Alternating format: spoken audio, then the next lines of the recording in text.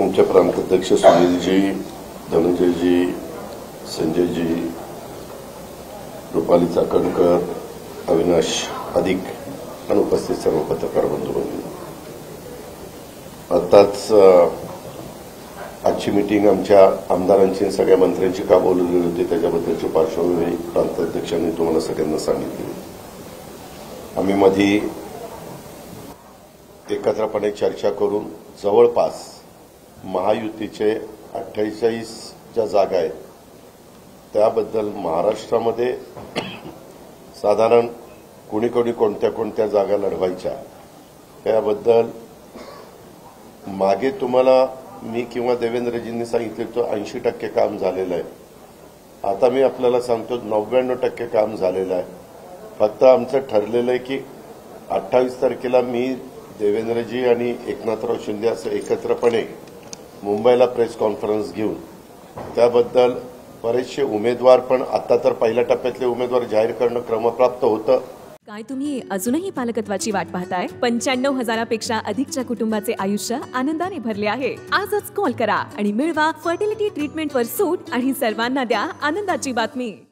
दुसऱ्या टप्प्यातले जाहीर करणं क्रमप्राप्त होतं। त्या पद्धतीनं वेगवेगळ्या राजकीय पक्षांनी, इव्हन आम्ही देखील महायुतीचे आणि समोरच्या पक्षांनी देखील, विरोधी पक्षांनी त्यांचे उमेदवार जाहीर केलेले याद्या आपल्याला सगळ्यांना पाहायला मिळालेल्या आहेत आणि राहिलेल्याबद्दलचा 28 तारखेला सगळी नावं त्या ठिकाणी आपल्याला मिळतील। आज मी पहिली रायगड लोकसभा मतदारसंघातनं तिथले उमेदवार म्हणून राष्ट्रवादी काँग्रेस पक्षाच्या वतीनं सुनील तटकरेजी तिथं उमेदवारी महायुतीचे उमेदवार म्हणून त्या ठिकाणी लढवतील। यामध्ये भारतीय जनता पक्ष, शिवसेना, राष्ट्रवादी काँग्रेस पक्ष, तसंच आठवले साहेब, तसंच कवाडे साहेब, तसंच सदाशिवराव खोत, तसंच रासपचे महादेव जानकर, तसंच विनय कोरे, कवाडेंचं नाव सांगितलं, असे सगळे मिळून खरात, सचिन खरात, असे सगळे घटक पक्षाचे आमचे मित्र पक्षाचे सगळे सहकारी मिळून आम्ही ह्या 48 जागा महाराष्ट्रातल्या लढवतोय। काही फॉर्म पण भरलेले आहेत। आज देखील काही भागामध्ये फॉर्म भरण्याच्याकरता स्वतः देवेंद्र फडणवीस साहेब विशेषतः विदर्भामध्ये गेलेले आहेत, कारण तुम्हाला माहिती आहे पहिल्या टप्प्यामध्ये विदर्भातल्याच निवडणुका आहेत आणि बाकीच्या संदर्भामधल्या इतर जागा या 28 तारखेला मी आपल्याला त्याच्या संदर्भात सांगेन। आता थोड्या वेळाने मी सुनील तटकरेजी, दिलीप वळसे पाटील साहेब, आम्ही सगळेजण आंबेगावला पण जाणार आहे। आंबेगावला शिवाजीराव आढळराव पाटील जे 20 वर्षापूर्वी आमच्या पक्षातनं शिवसेनेमध्ये गेलेले होते त्यांना आम्ही पुन्हा पक्षप्रवेश त्या ठिकाणी देतो। तो पक्षप्रवेश दिल्यानंतर दुसरी जागा मी तिथं त्या पक्षप्रवेशाच्या वेळेस जाहीर करीन। पक्षप्रवेश झाल्यानंतर तिथं मी जाहीर करेन आणि अशा प्रकारे बाकीच्या मी तुम्हाला 28ला सगळ्याच महायुतीच्या जागा कुणाला किती कसं होणार आहे त्याबद्दल ते सांगितलं जाईल। एक गोष्ट मला पत्रकार मित्रांना आवर्जून सांगायची, तुमच्यामार्फत महाराष्ट्राला देखील सांगायची, 5 वर्षापूर्वी ज्यावेळेस लोकसभेच्या निवडणुका झाल्या त्यावेळेस एकूण 48 जागा होत्या। त्या 48 जागांमध्ये आम्ही महाविकास आघाडीच्या वतीनं लढलो आणि एकनाथराव शिंदे आणि देवेंद्रजी हे सगळेजण भाजप शिवसेना म्हणून युतीचे उमेदवार म्हणून ते लढले। त्याच्यामध्ये बीजेपीच्या 23 जागा निवडून आल्या, शिवसेनेच्या 18 जागा निवडून आल्या। त्यावेळेस बायफर्फिकेशन 48 जागांचं 23 बीजेपी, 18 शिवसेना, 4 एनसीपी, 1 काँग्रेस, 1 नवनीत राणा आम्ही पुरस्कृत केलेलं होतं, कारण ती जागा आम्हाला मिळालेली होती। आम्ही नवनीत राणांना अमरावतीमध्ये पुरस्कृत केलेलं होतं, त्या निवडून आल्या। एमआयएमची 1 जागा छत्रपती संभाजीनगरमधनं निवडून आली। अशा 48 जागा त्या बाबतीमध्ये होत्या। मध्ये कारण नसताना काही पत्रकार मीडियामध्ये देखील, इलेक्ट्रॉनिक आणि प्रिंटमध्ये कारण नसताना राष्ट्रवादी 3च जागा मिळत आहेत, अमुक होतंय अशा पद्धतीनं गैरसमज पसरवण्याचं काम केलं। आमच्यात कुणाच्यातही गैरसमज नाही। त्या संदर्भामध्ये त्यांची फक्त आमच्या मित्रपक्षांची एवढीच भूमिका होती, आम्ही 23 जागा जिंकलेल्या आहेत आम्ही 18 जागा जिंकलेल्या आहेत, त्याच्यामुळे आम्हाला तेवढ्या जागा मिळाव्यात. शेवटी आम्ही एकत्र बसून त्याच्यातनं अतिशय व्यवस्थितपणे मार्ग काढला आणि आम्ही देखील साधारण जशा पद्धतीनं राष्ट्रवादी काँग्रेस पक्षाला जागा मिळायला पाहिजे होत्या तेवढ्या जागा मिळवण्याच्या करता आम्हाला पण दोन्ही ह्या मित्रपक्षांनी सहकार्याची भूमिका घेतली आणि त्या पद्धतीनं जवळपास मी मगाशी सांगितलं तसं जागा वाटप 99% झालं. फक्त अंतिम घोषणा आमचं तिघांचं कालच ठरलं होतं की आपण 28 तारखेला संध्याकाळी आपल्या सोयीनं पत्रकार परिषद घेऊ आणि त्याच्यामध्ये ते जाहीर करू. आज जरी आम्ही आमच्या सगळ्या मंत्र्यांना आणि सगळ्या मंत्र्यांवर एक लोकसभा मतदारसंघाची आणि आमदारांच्यावर एक विधानसभा मतदारसंघाची जबाबदारी टाकलेली आहे. संघटनेचे तर बाकीची टीम आमची तिथं काम करणारच आहे, परंतु हे करत असताना आमच्या मित्रपक्षांच्या पण मतदारसंघामध्ये जर तो आमदार तिथला स्थानिक असेल आणि ती जागा जर भाजपला किंवा शिवसेनेला गेलेली असेल तर किंवा रासपला गेलेली असेल तर तिथं त्यांनी त्याही जागेच्या बद्दलची खबरदारी घ्यायची, तिथंही व्यवस्थितपणे प्रचाराची यंत्रणा राबवायची आणि बाकीचे दिवस आत्ता पार्टीनं सांगितल्याप्रमाणे तिथं राबवायचे. कारण आमच्या जास्त जागा ह्या 3ऱ्या टप्प्यामध्ये 4थ्या टप्प्यामध्ये आणि 5व्या टप्प्यामध्येच येत आहेत, त्याच्यावर तसा वेळ पण आहे. जाहीरनामा वगैरेच्या बाबतीमध्ये आमची कामं त्याच्याबद्दलचं काम चाललेलं आहे. त्या पद्धतीनं लवकरच जाहीरनामा दिला जाईल आणि जे उमेदवार ज्या भागातले तिथले काही त्याच्या परिचय पत्रकामध्ये थोडेसे स्थानिक देखील जे तिथले महत्वाचे इश्यू आहे ते पण त्याच्यामध्ये राष्ट्रवादी काँग्रेस पक्षाची भूमिका किंवा महायुतीची भूमिका काय राहणार आहे ते पण सांगण्याचं काम आम्ही त्या परिचय पत्रकाच्याद्वारे करणार आहोत. अशा पद्धतीनं आम्ही ह्या निवडणुकीला सामोरं जायचं ठरवलेलं आहे आणि जे कोणी स्टार प्रचारक असतात त्यांच्याही याद्या आम्ही एकत्र बसून भाजपची कोण त्याच्यामध्ये असावे, राष्ट्रवादीचे कोण असावे आणि हे जे शिवसेनेचे कोण असावे आणि इतर आमचे घटक पक्ष आहेत, मित्र पक्ष आहेत, रासप आणि बाकीचे सगळे त्यांचे कोण असावे त्याही बद्दल आमची चर्चा 2 दिवसापूर्वी वर्षा बंगल्यावर झाली आहे आणि ती पण आम्ही त्याला अंतिम स्वरूप दिलेलं आहे. आमच्या निवडणुकीचे प्रमुख म्हणून महाराष्ट्रामधली जबाबदारी राष्ट्रवादी काँग्रेस पक्ष म्हणून धनंजय मुंडे यांच्यावर दिलेली आहे.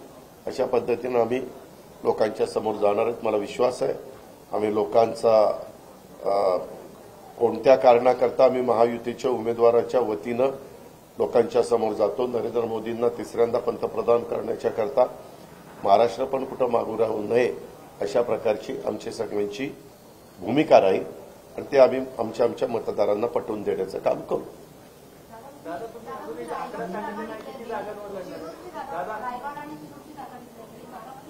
रायगड आणि शिरूरची नाही, रायगडची डिक्लेअर केली, शिरूरची त्या कार्यक्रम झाल्यानंतर करणार आहे. जरा बारामतीचा सस्पेन्स ठेवतो ना, कारण तुम्ही सारखं काही पण आम्हाला पण मलाही ऐकायला बरं वाटतं. अरे वा हे आता नाव आलं का, अरे वा आता हे नाव आलं का, त्याच्यामुळे तुम्ही काळजी करू नका. व्यवस्थितपणे आणखीन बरं वाटून व्यवस्थितपणे 28 तारखेला देतो, पण तुमच्या मनात जे नाव आहे तेच नाव तिथे येणार आहे.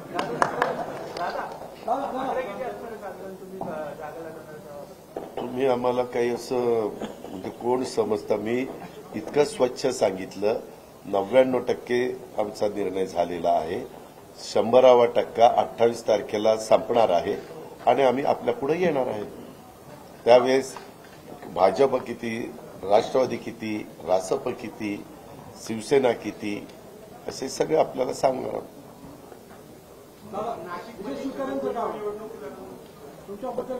त्याच्यामध्ये प्रत्येकाला लोकशाहीमध्ये आपलं आपलं मत मांडण्याचा अधिकार आहे, बोलण्याचा अधिकार आहे. तो संविधानाने आपल्याला दिलेला आहे आणि त्याच्या संदर्भामध्ये मला एकनाथराव आणि स्वतः देवेंद्रजी म्हणाले की आपण त्याबद्दलचा जो काही निर्णय आहे तो 28 तारखेला घेऊ.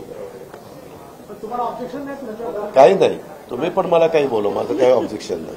माझी भूमिका विकास आणि आज देश प्रगतीपथावर पुढे चाललेला आहे. आज जगामध्ये देशाचं नाव निश्चितपणे आपलं वाढतंय.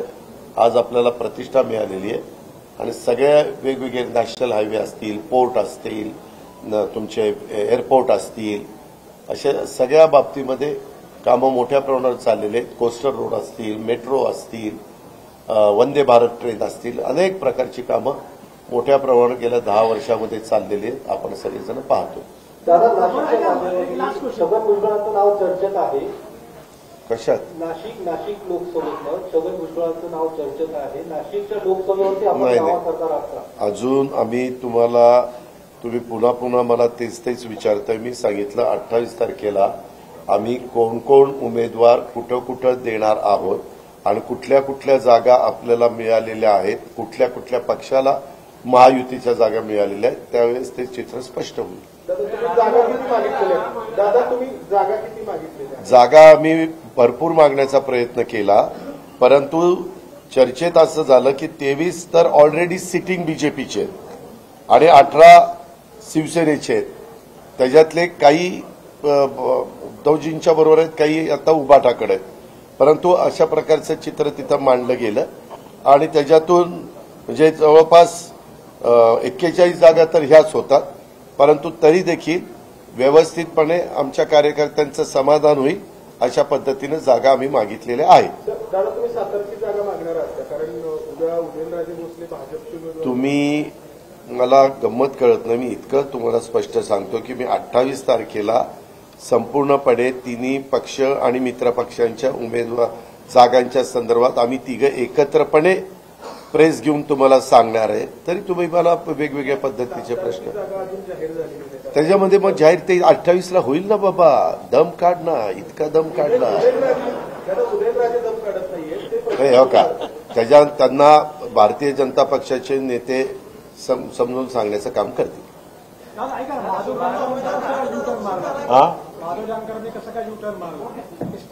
युटर्न कधी मारला? लोकशाहीमध्ये कुणाला भेटायला काही अडचण आहे का? उद्याच्याला कोण कुणाला भेटलं, आम्ही पण कुणाला भेटलो म्हणजे काय आम्ही गेलो का? तर त्यांना कुणी सांगितलं होतं? अजितनं नव्हतं सांगितलं. ज्यांनी सांगितलं त्यांना विचारा.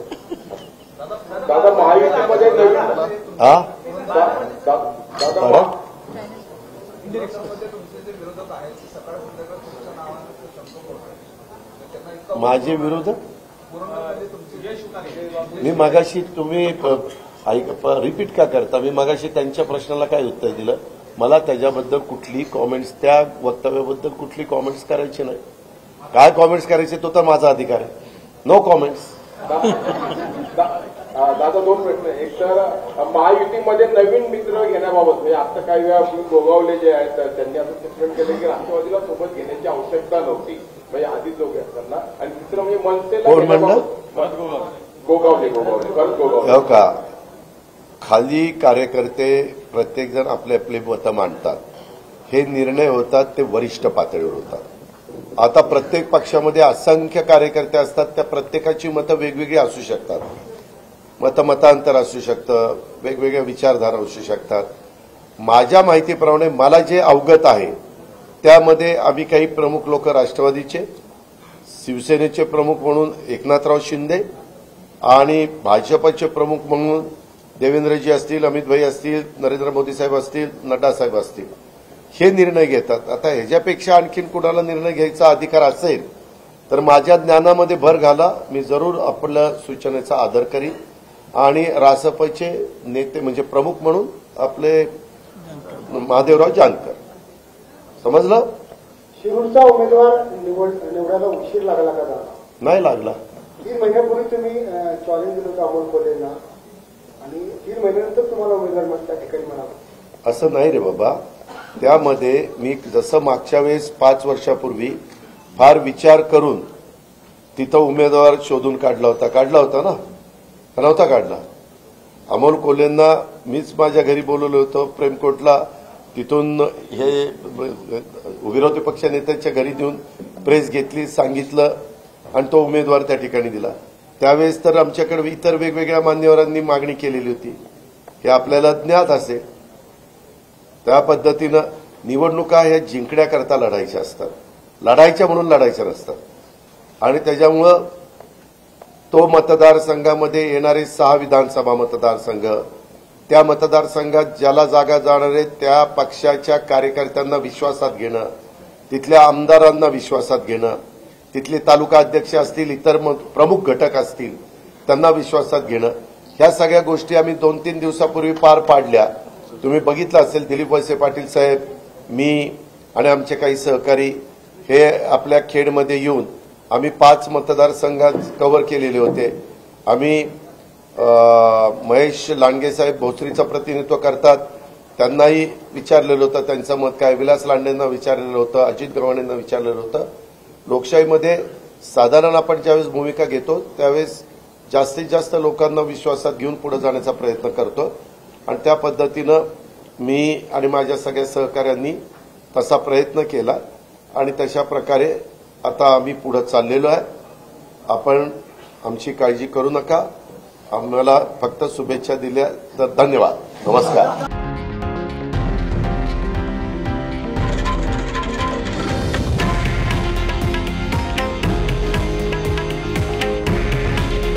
हे आहे देशातील नंबर 1 न्यूज नेटवर्क आणि आपण पाहत आहात TV9 मराठी. काळजी तुमची, हित महाराष्ट्राचं.